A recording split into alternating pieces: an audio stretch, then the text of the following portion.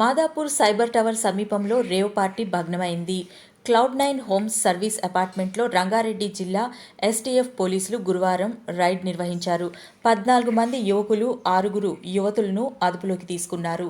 విదేశీ మద్యం, cocaine, MDMA drug, 0.68 గ్రాముల ఓజీక్యూస్ డ్రగ్స్ను స్వాధీనం చేసుకున్నారు. బేగంపేట్కు చెందిన నాగరాజు ఈ రేవ్ పార్టీని ఏర్పాటు చేసినట్లు పోలీసులు గుర్తించి విచారణ చేపట్టారు.